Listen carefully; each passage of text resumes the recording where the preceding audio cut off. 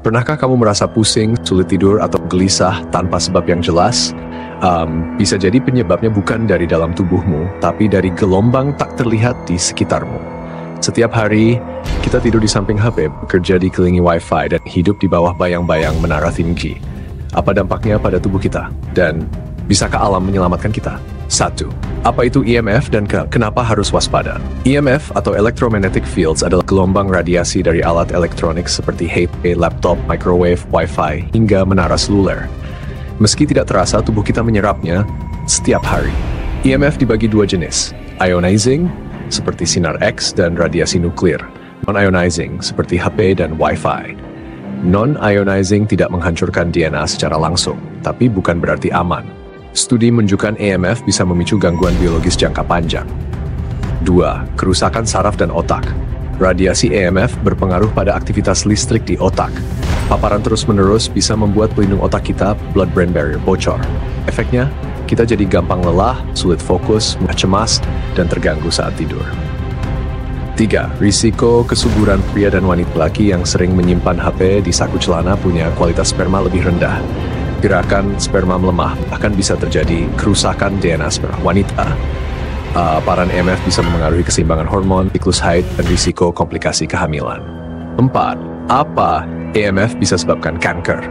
Menurut YBRC, radiasi dari ponsel termasuk kategori mungkin karsinogenik. Itu berarti paparan jangka panjang berpotensi meningkatkan risiko tumor otak dan glioma, apalagi jika digunakan dekat kepala berjam-jam setiap hari. Di tengah dunia penuh gelong ini, tubuh kita butuh perlindungan. Salah satu solusi alami yang bisa bantu adalah Natural Defensive Capsule.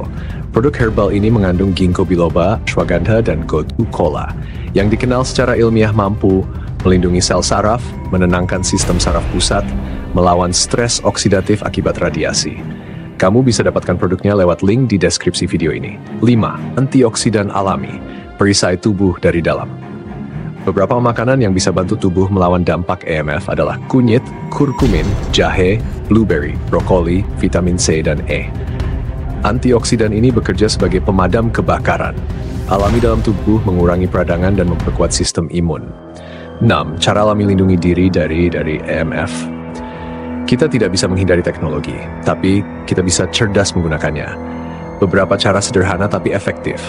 Aktifkan mode pesawat saat tidur. Matikan Wi-Fi di malam hari. Gunakan headset kabel, bukan Bluetooth. Jauhkan laptop dari pangkuan. Grounding, berjalan tanpa alas kaki di tanah. Anak-anak NMF.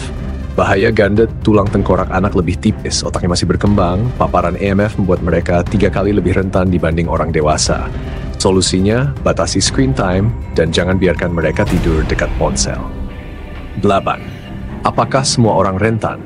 Beberapa orang mengalami kondisi yang disebut EMF hypersensitivity. Gejalanya seperti sakit kepala kronis, detak jantung tidak teratur, insomnia parah, kabut otak, dan gangguan kecemasan.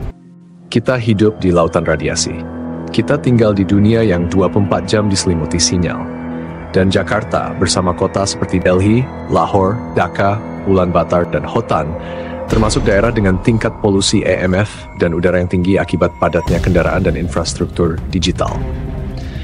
Pilihannya ada di tangan kita. Kita tidak bisa hidup tanpa teknologi, tapi kita bisa hidup lebih sadar.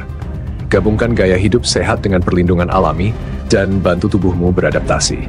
Karena kesehatan bukan hanya tentang apa yang kita makan, tapi juga tentang apa yang masuk ke tubuh, termasuk gelombang tak terlihat.